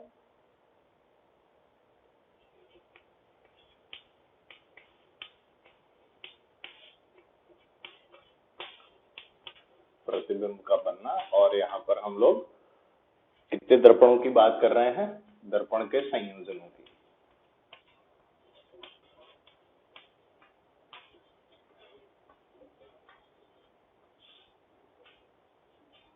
ठीक है, चलो आओ देखते हैं। जैसे मान लो हमारे पास में जो स्थिति दे रखी है हम लोगों को, उस स्थिति के हिसाब से ऐसा मानते हैं कि चलो एक काम करते हैं, सबसे पहले केस में दो समांतर दर्पण ले लेते हैं लोग, एक के सामने एक समांतर। तो ये जो समांतर दर्पण है ये शायद आप लोगों ने ऐसा देखा होगा जब अपन बाल कटवाने जाते हैं, बार्बर शॉप पे, नाई की दुकान पे जाते हैं, आमने सामने दोनों तरफ कांच ही कांच होता है, उसके अंदर अपन ही अपन दिख रहे होते हैं, अंदर भी पीछे भी देखते हैं तो सर ही सर दिख रहा है, सामने देखते हैं शक्ल ही शक्ल दिख रही है हर कांच में बहुत सारे। तो वो कहानी जो है ना, उसी कहानी को हम लोग थोड़ा सा समझने की आज कोशिश करने वाले हैं, ठीक है, कि इतने सारे हम लोगों को हमारे जो प्रतिबिंब है वो नजर क्यों आते हैं। तो ऐसा मान लेते हैं कि यहाँ पर आपके पास में कोई वस्तु रखी थी, एकदम केंद्र में मान लेते हैं, ठीक है, ये दूरी भी यहाँ से d है और यहाँ से ये दूरी भी आपकी d है, ये आपकी वस्तु है, ठीक है ना। अब इस वस्तु से निकलने वाली जो किरण है, इसको मैं नाम दे देता हूँ दर्पण को m1, थोड़ा सा इनको बड़ा कर लेते हैं ऊपर की ओर, ठीक है भाई। और इनके नामकरण क्या कर देते हैं, m1 और m2, ठीक है, ये काम कर देते हैं। ये हो गया m1, ये क्या हो गया m2। तो मैंने ऐसा मान लिया कि पहली किरण जो है वो m2 पे गिर रही है, ये गिरी है m2 पे। अच्छा, यहाँ से क्या होगी, परावर्तित होगी, यहाँ टकराएगी, ठीक है। और एक किरण मैं सीधी वाली निकाल देता हूँ, जिसको पीछे खींच देता हूँ। तो इसको देखो, इसको अगर मैं पीछे खींचूंगा तो ये पीछे खींच के यहाँ जाती हुई दिखेगी। तो यहाँ हमारे पास पहला जो प्रतिबिंब है वो यहाँ इस तरह से बन जाएगा, ठीक है, ये हमारे पास में आ गया। अब देखो, अब ये जो पहला प्रतिबिंब बना, इससे जो किरण निकल रही है असली में वो यही वाली किरण है। और इस किरण को अगर मैं आगे वापस से इसका परावर्तन कराऊं तो यहाँ जाके टकराती है। अब देखिए, ये वाली जो किरण आई है, ये किरण आपको असली में I1 से निकलती हुई नहीं दिखी, ये किरण आपको कहीं पीछे के बिंदु से आती हुई दिखी है, जो कहीं यहाँ मौजूद था, ठीक है। देखिए जरा, मैं इस बिंदु को थोड़ा सा पीछे की तरफ बना रहा हूँ, जिससे आप लोगों को एक और जो प्रतिबिंब है वो नजर आए, और आप लोग देखेंगे इसको कि देखिए यहाँ पर हमारे पास में इन किरणों का जो है वो मिलन हुआ है। जैसे ये वाली किरणें भी पीछे खींच के बनाई हुई थी, वैसे ये भी पीछे खींच के बनाई, तो यहाँ मुझे मिली I2। तो ये जो I2 है, ये असली में किसका प्रतिबिंब है, I2 जो है वो I1 का प्रतिबिंब है। I2 किसका प्रतिबिंब बना, मेरा I1 का प्रतिबिंब बना, क्योंकि ये जो किरण जाके यहाँ परावर्तित होके जा रही थी, ये लग रही थी I2 से आ रही है, और ये किरण I कहाँ से थी, I1 से। O का प्रतिबिंब सबसे पहले I1 बना और I1 का प्रतिबिंब बना I2। अब देखिए, अगली जो आप किरण देखेंगे, ये किरण I2 से आती हुई लग रही है, और यहाँ इसके साथ परावर्तन होगा और ये फिर से आपके दर्पण पे टकराएगी और यहाँ से टकरा के इस प्रकार से चली जाएगी, ठीक है। पर ये किरण क्योंकि यहाँ परावर्तित होकर ऐसे जा रही है, तो लगती है कि I2 से आ रही है, और इस कारण जब हम लोग इसको भी पीछे खींचेंगे तो यहाँ कहीं जाके इन वाली किरणों का भी मिलन हो जाएगा और हम लोगों को कोई इमेज I3 जो है वो मिल जाएगी। इसका सीधा सीधा क्या मतलब हुआ, ऐसे ही देख, अगली इमेज क्या है, ये जो यहाँ से निकली, इसको पीछे खींच के बना दो, तो यहाँ पर तुम्हें क्या मिल गई, यहाँ पे सीधे तुम्हें I4 मिल गई, ठीक है। तो असली में O से सबसे पहली इमेज तो I1 बनी, अब I1 की इमेज I2 बनी, I2 की इमेज I3 बनी, I3 की इमेज I4 बनी। तो ये कहानी जो है चलती रहेगी, ठीक है ना, जब तक कि आपकी जो किरणें हैं वो समाप्त नहीं हो जाती। और ऐसा, ये तो मैंने दूरी बहुत ज्यादा ले ली है, ये दूरी मैंने बहुत ज्यादा ले लिया, असली में तो एकदम बगल में यहाँ पे जस्ट इसके ऊपर यहाँ पर भी तो एक किरण गिरी होगी, उसने ही इमेज बना दी होगी। तो आप लोग सोच सकते हैं कि कितनी इमेजेस बन सकती हैं, ठीक है। आप जिस कोण के ऊपर गिरा रहे हैं तो उसके हिसाब से बन रही है, तो अनंत संख्या में जो इमेज है वो बन जाती हैं। डिपेंड करेगा कि आपका जो दर्पण है उनकी ऊंचाइयां कितनी है, कितने परावर्तन आप वहां पर करवा सकते हैं, ठीक है। तो वहां दर्पण बड़े बड़े होते हैं, इतने बड़े बड़े दर्पण लगे होते हैं, तो खूब सारी इमेजेस जो है वो अपन लोगों को नजर आती है, नहीं तो वो बहुत सारी इमेज नजर नहीं आती। तो देख, सबसे पहले इसकी दूरी कितनी थी, यहाँ से D, ठीक है। फिर I2 जो है, क्योंकि वो I1 की इमेज है, तो ये D इस वाले दर्पण से M1 से जो दूरी है I1 की वो 3D है, तो यहाँ पर भी ये दूरी जो है वो 3D हो जाएगी। अब I2 की जो इमेज बनी वो बनी I3, तो I2 की दूरी देख ले भाई M2 से कितनी है, तो 3D 2D 5D, तो यहाँ से ये दूरी कितनी रही होगी, 5D रही होगी। अब I3 की दूरी कितनी हो गई भाई, यहाँ से 7D, तो यहाँ से ये दूरी भी कितनी रही होगी, 7D रही होगी। तो अगर आप ध्यान देंगे तो देखिए, D 3D 5D 7D, तो इनमें भी कॉमन डिफरेंस या इनके बीच में भी जो अंतर है वो सब समान है। तो अपन लोग SNH बराबर, जो तुमने बचपन में पढ़ा था APGP के नाम से, उसमें AP अप्लाई करके या AP लगा के हम लोग वहां पर कौन सी इमेज बन रही होगी वो वाली चीजें भी आराम से निकाल सकते हैं, ठीक है। तो NH टर्म निकलता है ना, NV संख्या कौन सी है, तो NH टर्म निकाल लो, तो A + N-1 गुणे D से वो संख्या भी आ जाएगी, जिसमें D जो है वो कॉमन डिफरेंस हो जाता है, NH संख्या होती है, A जो है वो पहली संख्या होती है। तो ऐसे अगर समांतर दर्पण रखे हों तो हम लोग इस फंडे को अप्लाई कर सकते हैं हमेशा, ठीक है। अब क्या समांतर दर्पण रखेंगे तो ऐसे अनंत इमेज बनती है, तो ऐसा भी कुछ जरूरी नहीं है। चलो देखते हैं कैसे, इस चीज को भी समझ लेते हैं। तो जैसे मान लो एक दर्पण तो ऐसे रखा था, यहाँ मान लो वस्तु थी और इससे बराबर दूरी पे ही ले लेते हैं, एक दर्पण ऐसे रखा था, ये मान लिया M1 है और ये क्या मान लिया, M2। तो ये जो तुम्हारी वस्तु है, इस वस्तु से जो किरणें निकलेंगी यहाँ गई, यहाँ गई। ऐसे ही इसके लिए जब लिखेंगे तो यहाँ गई और यहाँ गई, और हमने मान लो यहाँ पर हमारी I1 बन गई, और इसके लिए ही यहाँ पर जो बन गई हमारे लिए पीछे खींचने पर ये क्या बन गई, I2 बन गई। ठीक है, ये मेरे को यहाँ पर साफ साफ नजर आ गया। अब इस चीज को समझने के लिए मेरे को जो चीज सोचनी है ना वो ये है कि यहाँ कितनी इमेज बनी। मेरा सवाल ये था कि नंबर ऑफ इमेज, या कितनी इमेज जो है वो बन पाएगी। तो देखिए, एक इमेज यहाँ बना दी M2 ने, एक इमेज यहाँ बना दी M1 ने। ठीक है, M2 है तो चलो इसको I2 नाम दे देते हैं, M1 है तो इसको क्या नाम दे दिया मैंने, I1 नाम दे दिया। ठीक है, उसमें तो कोई दिक्कत नहीं है, नॉर्मल सी बात है। तो M2 M1, एक I1 एक I2, ये दोनों बन गई। पर क्या दो ही इमेज बनी, और नहीं बनेगी? यहाँ तो समांतर थे तो अनंत इमेज बोल रहे थे सर आप, अब यहाँ समांतर है तो अनंत क्यों नहीं बोल रहे?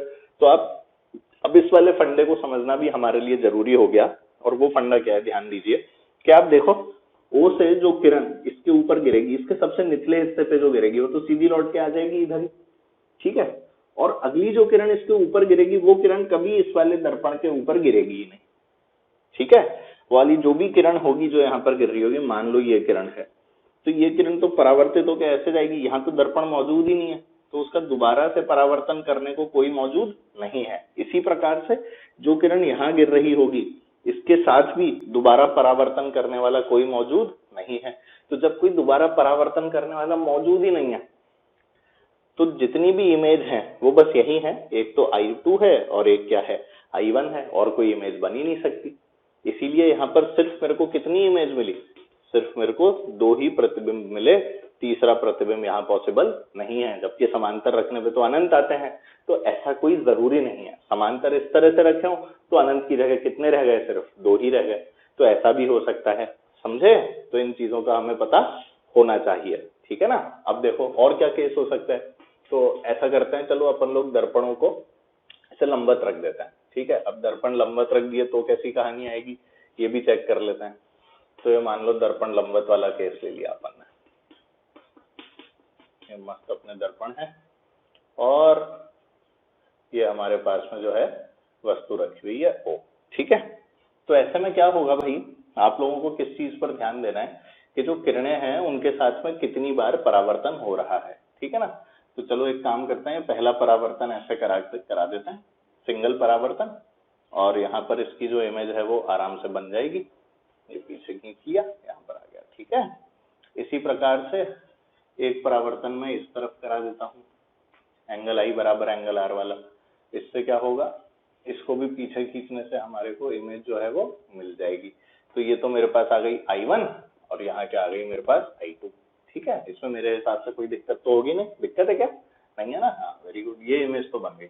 अच्छा, अब तीसरी जो इमेज है, देखो ये जो I1 और I2 बनी, ये एक एक परावर्तन के कारण बनी। पर अगर आप लोग ध्यान दें तो यहाँ पर ऐसा भी है कि एक परावर्तन जो है वो दो बार भी हो रहा है, मतलब दो परावर्तन है। दो परावर्तन कैसे हैं, देखो एक बार तो किरण जो है वो यहाँ टकराई, यहाँ टकराई, और ऐसे चली गई।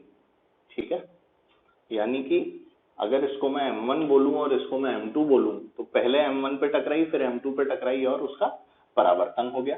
ठीक है, और देखो ये तो सिंगल परावर्तन था, तो ये वाली को पीछे खींचोगे तो यहीं आके मिलेगी, पर ये डबल परावर्तन वाली यहाँ आके नहीं मिल रही है, ये कहीं और जा रही है। तो इसलिए मेरे को खोजी बनना पड़ेगा। अगर मैं खोजी नहीं बना तो दिक्कत हो जाएगी। तो ये तो वो केस था जिसमें मैंने M1 पे पहले गिराया। अब एक काम करता हूँ, M2 पे पहले गिराता हूँ, दूसरी चौक लेता हूँ जिससे नजर आए तुम्हें साफ साफ। M2 पे पहले गिराऊंगा तो ऐसे गिरा लेता हूँ। चलो, ये गया 1, ये गया 2, तो ये क्या गया 3। ठीक है भाई, ये हमारे पास में इस प्रकार से आ गया। अब इसको भी पीछे खींच ले, पीछे खींच तो देखिए यहाँ कहीं आया, देखो तो ये क्या आया तुम्हारा I3 आया। तो असली में डबल परावर्तन हुआ है। क्या हुआ है? डबल परावर्तन हुआ है। एक बार तो M1 पे गिरी, फिर M2 पे गई, और फिर गई, फिर M2 पर गिरी, M1 पर गिरी, फिर गई। इन दोनों किरणों को जब हमने जोड़ा तो वो वाली किरणों से भी एक नई इमेज हम लोगों को मिली, या एक नया प्रतिबिंब मिला। और ये जो प्रतिबिंब है बहुत जोरदार था। ये प्रतिबिंब असली में दो परावर्तनों के बाद वाला प्रतिबिंब है। असली में I2 और I1 तो कौन सा है, जो एक एक परावर्तन के कारण बन गए, पर जो I3 बना वो असल में दो परावर्तन के कारण बना, और इसलिए ये प्रतिबिंब जो है ये एक्स्ट्रा आ गया। तो असली में देखा जाए तो अगर मैं वस्तु को इस प्रकार से रख दूं 90 डिग्री के कोण के ऊपर, अगर दर्पण रखे हों, तो हमारे को 3 इमेजेस मिलती हैं।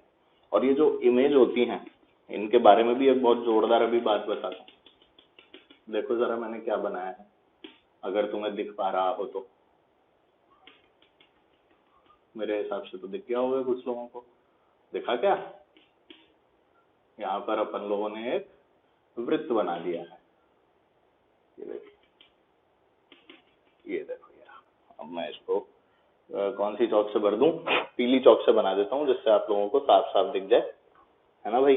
देखो ये रहा, ये आया, बहुत ही सुंदर वृत्त आप लोग देख सकते हैं बनते हुए।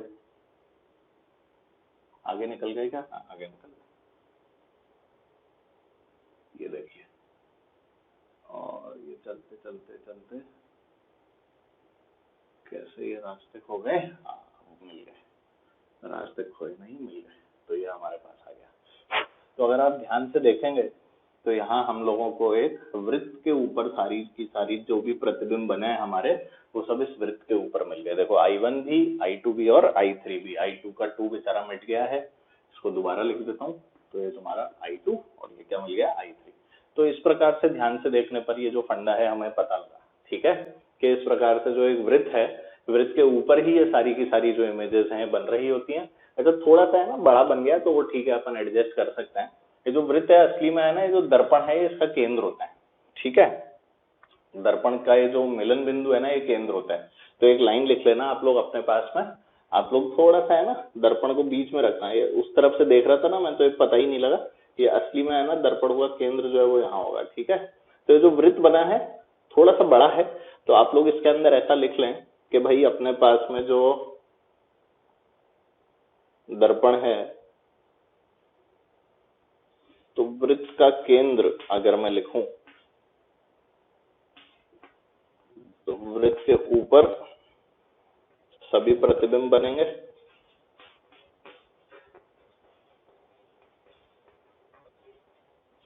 ठीक है। सबसे पहली बात तो ये इंपॉर्टेंट है ना। उसके बाद वृत्त का केंद्र, वृत्त का केंद्र कौन है? आपके दर्पण का मिलन बिंदु,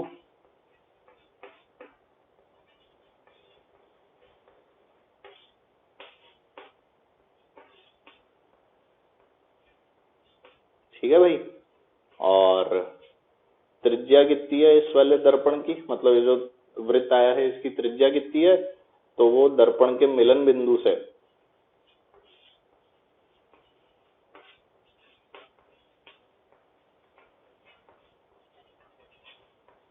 मिलन बिंदु से कहां तक की दूरी? वस्तु की दूरी, ठीक है। तो इस तरह से अपन लोग इसको समझ पाते हैं। तो भाई इसका जो सेंटर है वो यही मानना है, ठीक है ना। I3 को थोड़ा सा है ना पास ही बना लेते हैं, जिससे तुम्हें एग्जैक्ट नजर आ जाए। नहीं तो तुम लोग हल्ला करोगे कि ये कैसे बड़ा हो गया है तो सर्कल अपना, है ना। तो I3 को थोड़ा सा पास बना लेता हूँ। लाओ देखो, I1 तो सही था, I3 को सही करना है ना। I1 तो अपना मस्त है, पर कोई बात नहीं, अब मिट गया तो देखो कैसे करना है। ओहो, ये अपना I2 यहीं से गोल घुमा देता है, इसको यहाँ से इस तरह से कर लेता है। रे डायग्राम से आप लोग समझ ही गए होंगे, इसलिए ऐसी कोई समस्या वाली बात है नहीं, ठीक है ना। ये इसको यहाँ ला के मिला के देखो, मिल गया, ठीक है। तो एक करीब करीब केंद्र हो गया। अब अपने को टेंशन लेने वाली बात नहीं है। तो जो त्रिज्या है ये अपनी I3, त्रिज्या जो है वो सीधे सीधे ये हो गई, ठीक है ना। ये आपका R हो गया, यहाँ केंद्र से लेके O तक की जो दूरी है, ठीक है। ये हमारा I3 आ गया। तो इस प्रकार से हम लोग ये वृत्त के ऊपर जो है सारी की सारी जो इमेजेस हैं मिलती हैं, इस चीज को याद रख सकते हैं। हालांकि अब देखिए इन सब चीजों के ऊपर बहुत ज्यादा सवाल पूछे नहीं जाते, पर हाँ इमेज की काउंटिंग करने के जो सवाल है ना वो हम लोगों से पूछ लिए जाते हैं, ठीक है। तो इमेज की काउंटिंग वाले जो सवाल हैं वो कैसे होते हैं एक बार देखते हैं। चलो देखो, जैसे मान लो मेरे को दर्पण जो है 90 डिग्री पर नहीं दिए भाई, किसी और कोण पे दे दिए, तो कैसे करूं? तो मान लेता हूं कि इस तरह से दर्पण रखे थे और दर्पणों के बीच कोण कितना ले लें? तुम बोलो उतना ले लेते हैं, चलो 60 डिग्री का ले लेते हैं। और जो वस्तु है तो एकदम केंद्र में एकदम जबरदस्त रूप से इनके जो बाइसेक्टर है या इनके जो कोण को काटता हुआ जो लाइन जा रही है उसी के ऊपर मौजूद है। ठीक है, तो ऐसे में देखो ये भी कितने में बट गया 30 में और ये भी कितने में बट गया 30 में। तो इसको हल करने का जो तरीका है ना वो सीखता है। आओ देखो कैसे। ऐसे में क्या करो, 30 में बट गया ना तो ऐसे यहाँ भी लिख लो 30, यहाँ भी लिख लो 30 और उसके बाद में जितना कुल कोण है ना वो कोण ऐसे बढ़ा बढ़ा के दोनों तरफ लिखते रहो। तो 30 में 60 जोड़े तो 90, 30 में 60 जोड़े तो 90, 90 में 60 जोड़े तो 150, 90 में 60 जोड़े तो 150, 150 में 60 जोड़े तो 210 और 150 में 60 जोड़े तो 210। अब देखो 180 से ऊपर का अगर आंसर आ जाए ना तो उसको अपन कंसीडर नहीं करते। ठीक है, 180 तो ले लेते हैं, उसके ऊपर का अगर आ जाता है तो हम लोग फिर उसको लेते नहीं है। तो इसलिए हमें 150 पर ही रुक जाना था। अब ये जितनी भी आई ना इनको गिन लो, तो कितनी आ गई, 1 2 3 4 5 6। तो यहां से मेरे को जो पता लगा वो क्या था कि मेरे पास में 6 इमेजेस आ गए। असली में आप अगर रे डायग्राम बनाते तो इसी तरह से एक वृत्त के ऊपर आप लोगों को 6 इमेज अलग अलग दिख जाती। पर अब हम लोग उस वाली चीज से बचना चाहते हैं क्योंकि रे डायग्राम तो देखो कॉम्प्लिकेटेड हो जाता है, यहाँ की किरण वहां, वहां की किरण यहाँ, तो वो तो टफ है। तो हम उन चीजों से बचना चाहते हैं, इसलिए अपन ने इस स्टाइल से किया। तो यहाँ से 6 इमेज आ गई, पर असल में जो 6 इमेज है ना ये सही जवाब नहीं है। अभी यहाँ पे चेक करने का एक और तरीका है। चेक कैसे करना है कि 6 आंसर है कि नहीं, आप क्या करेंगे, ये 150 को और ये 150 को जोड़ेंगे और इसके अंदर जो आपके दर्पणों के बीच का कोण है वो भी जोड़ेंगे। तो 6 इमेज है कि नहीं वो चेक करने के लिए हमने क्या किया, 150 को जोड़ा प्लस आखिरी कोण 150 और प्लस 60, 150 150 300 360। तो अगर ये आंसर 360 आ जाए जो आ भी रहा है, इसका मतलब एक इमेज जो है या एक प्रतिबिंब जो है वो ऐसा है जो कि एक प्रतिबिंब के ऊपर बन रहा है, मतलब कोइंसाइडिंग प्रतिबिंब है या एक के ऊपर एक बनने वाला है, प्रतिच्छेद हो रहा है उसी बिंदु पर। तो मतलब जो आपका उत्तर होगा इमेजेस का जो आंसर आएगा या जो प्रतिबिंब का आंसर आएगा वो आएगा 6 - 1 मतलब कि 5 प्रतिबिंब। तो इस प्रकार से आप लोगों पे सवाल करने होंगे। तो ये चीज तो चेक देखो करनी पड़ेगी आपको, है ना, आप इस वाले चेक से बच नहीं सकते। बाकी एक फॉर्मूला है उसके बारे में भी हम लोग बात करेंगे, तो उसको भी देख लेंगे जिससे आपको जो दिक्कत है वो फॉर्मूले को लेकर नहीं आए। ठीक है, अब देखो आगे और देखो। अभी यहाँ तो बहुत सीधा सीधा हो गया भाई, 30-30 के ऊपर रखे थे तो अपने को बहुत मजा आया। ठीक है, अब मान ले 30-30 के ऊपर ना रखे हो, कोई और गंदे से कोण के ऊपर रखे हो, तो ऐसे गंदे से कोण के ऊपर क्या किया जाए, तो सर उसके अंदर भी यही तरीका लगा देंगे। हाँ भी बिल्कुल लगा सकते हैं। तो एक काम करते हैं, 30 पर रखते हैं, ठीक है, और 20 और 10 में बांट लेते हैं। चलो चेक करते हैं क्या आता है। तो मैंने अब की बार जो दर्पण रखे वो कुल 30 डिग्री के कोण पर रखे और आपस में जो है इस बार नीचे की तरफ कोण थोड़ा सा ज्यादा ले लिया, नीचे ले लिया 20 डिग्री और ऊपर ले लिया मैंने 10 डिग्री। मतलब कि जो वस्तु है वो अब की बार बाइसेक्टर या केंद्र के ऊपर नहीं रखी हुई है। करना वही है जो मैंने वहां किया था। चलो करना शुरू करते हैं। यहाँ लिखा 10, यहाँ लिखा 20 और फिर 30 बढ़ाए तो बोलो 40, 30 बढ़ाए तो बोलो 50, 30 बढ़ाए तो बोलो 80, 30 बढ़ाए तो बोलो 70, 30 बढ़ाए तो बोलो 100, 30 बढ़ाए तो बोलो 110, 30 बढ़ाए तो बोलो 130, सॉरी 140, 30 बढ़ाए तो 130, 30 बढ़ाए तो 160, 30 बढ़ाए तो 170। अब इससे उच्च राशि पे जाते ही 180 आ जाएगा, तो मेरे को उतनी आगे जाना नहीं है। 180 वाली फिगर अपने को नहीं लेनी उसके आगे वाली, इसीलिए हम लोग आगे भी नहीं गए। तो इनको गिन लेते हैं, कितनी आ गई भाई, 1 2 3 4 5 6 7 8 9 10 11 और ये 12। तो असली में 12 इमेज है क्या मेरा आंसर? अब ये चेक करना पड़ेगा। ठीक है, चेक कैसे करेंगे? चेक करने के लिए इन दोनों को जोड़ेंगे और इसका कोण जोड़ेंगे। तो चलो चेक करते हैं, 170 प्लस 160 प्लस 30, तो 170, 100 और 100 200, 200 और ये 30, तो ये 360 आ गया। 360 आ गया मतलब ये मेरा आंसर नहीं है। ये मेरा आंसर नहीं है तो 12 इमेज की जगह इमेज कितनी आने वाली है? तो जो आंसर है वो कितना है, 12 - 1 मतलब कि 11। तो ये मेरा आंसर है। ठीक है, तो इस प्रकार से किसी भी कोण के ऊपर कुछ भी रखा हो तो मैं सीधे सीधे जो आंसर है उसको निकाल सकता हूं, मुझे उसको निकालने में कोई समस्या नहीं आएगी। ठीक है, अब देखो, तो इस तरह से कोई भी कोण दे रखा हो, अपन लोग हमेशा ऐसे चेक कर लो और क्वेश्चन को आराम से सॉल्व कर लो। अब यहाँ पर भी आ गया तो अब क्या करें, करना ही पड़ेगा। ठीक है ना भाई, है ना। चलो अब देखो, एक ऐसा एग्जाम्पल लेते हैं जिससे कि तुम थोड़े से कंफ्यूज हो। तो एक काम करेंगे, थोड़ा सा टफ एग्जाम्पल लेता हूँ। टफ एग्जाम्पल क्या लेता हूँ, एक काम करता हूँ 70 डिग्री ले लेता हूँ।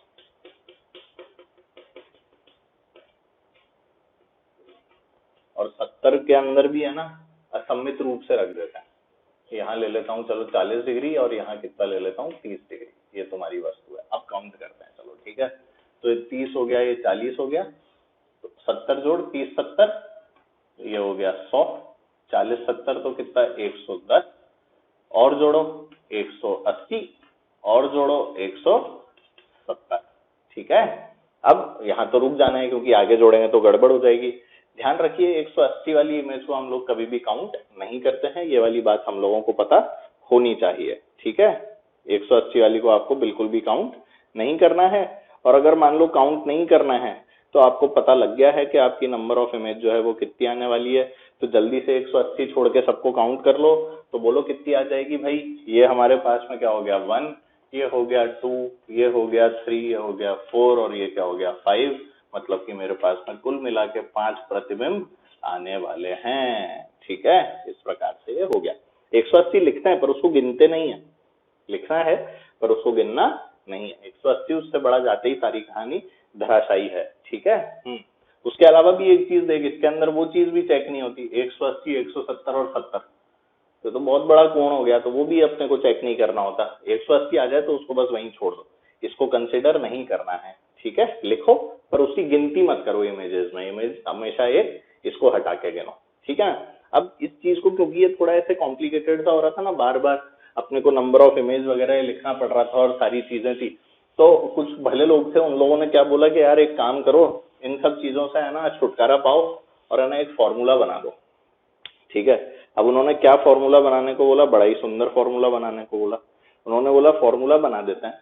और फॉर्मूला कैसे बनाते हैं कि ध्यान दीजिए कि 360 बटे थीटा को इन्होंने बोल दिया n। क्या बोल दिया n, और बोला कि अगर ये n की वैल्यू तुम्हारे पास में सम आ जाए, सम का मतलब क्या होता है इवन होता है, तो अगर n की वैल्यू आपके पास सम आ रही हो, 360 बटे थीटा की वैल्यू सम आ रही हो, तो आपकी जो इमेजेस की संख्या होती है वो हमेशा n-1 होती है।